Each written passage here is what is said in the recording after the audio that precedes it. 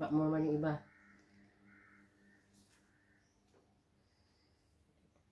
Okay, ganyan na yan. Ano Hindi man makapal ang buhok ko. Oo nga, pero dahan-dahanan ma para maano ba? Straight so ka eh. Hindi ma-straight lahat. Ay, mayroon pang puti ano, oh. Kantay nga mo maipaso. May puti pa, ano? Okay lang Kano yung... bili mo nito? Regalo yan ni Sheikah. Sino sika?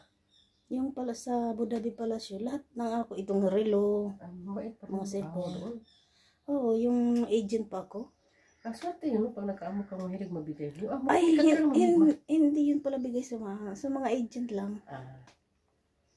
Ba, yung may mga amo ba mahilig mabigay ba? Oo. Kung amo ko puri ka ba, walang maibigay din Jesus. Yun lang Pasko, yun lang patira, yun lang. Pero wala siyang bigay ng mga things, wala. Wala siyang mabigay ng things. Ganda kasi yung things to, kaya remembrance ba, no? Oo. Ba yung pera kasi magastos, wala na. Pero gusto natin ang pera para tayo na ang... Yung minsan, pera din. Pero yung may, kasi sa ilang taon mong makaranas ka rin na yung bang galing sa kila, ito galing to sa amo ko natin. Baka ganun ka ba?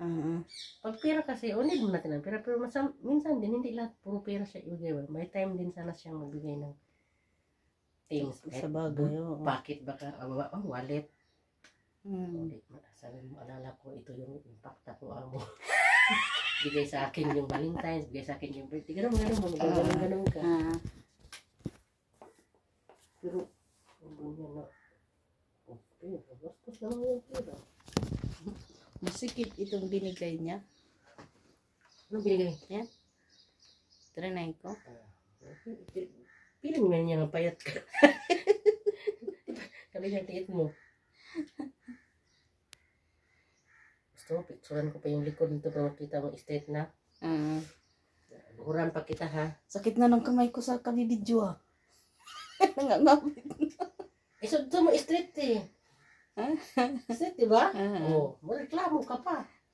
Tapos paglabas natin, mahangin. Makukulot. Ay ina, pinahirapan mo pa ako. Tapos nangyayari ganun din. Pa-make up ka pa. Birthday mo kay Isa ang parting time sa Pasko. Tingin mo. O, pasanugin pa natin. Straight na din yan.